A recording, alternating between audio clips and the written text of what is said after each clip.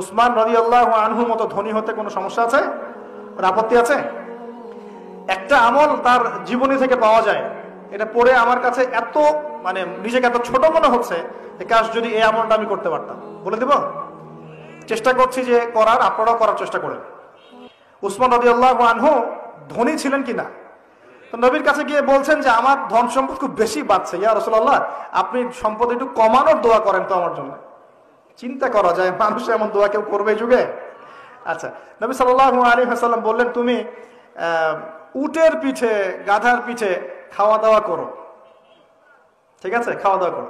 তো তিনি খাওয়া দাওয়া করেন।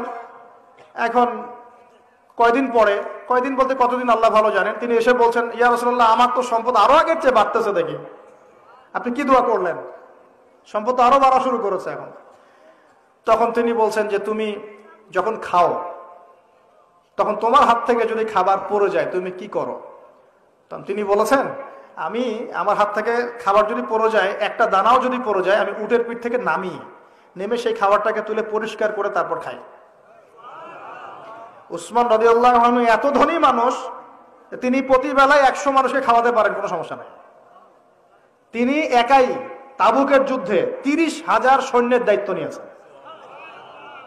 30,000 সৈন্য 3 মাস যাবে, যাত্রা বিরতি করবে, খাবে দাবে, তাদের ঘোড়া অস্ত্রশস্ত্র সব দায়িত্ব একজন ব্যক্তি বহন করেছেন, উসমান রাদিয়াল্লাহু আনহু। কত বড় ধনী আপনি চিন্তা করেন। উনার মতো ধনী কোন পররাষ্ট্রমন্ত্রীও নাই পৃথিবীতে এখন পর্যন্ত, কোন বিশ্ব নেতাও নাই ওনার মতো ধনী, এখন কেউই নাই। আর উনি কিন্তু তার এই ধন সম্পদ সুদের মধ্য দিয়ে অর্জন করেন নাই, তার ধন সম্পদ দুর্নীতির মধ্য দিয়ে অর্জন করেন নাই, তার ধন সম্পদ তিনি কিন্তু এই যে অন্যের সম্পদ অন্যায়ভাবে দখল করে অর্জন করেন নাই। তিনি সম্পদ অর্জন করেছেন বৈধ পন্থায়, হালাল ব্যবসা করেছেন। ব্যবসা করেছেন নাকি না?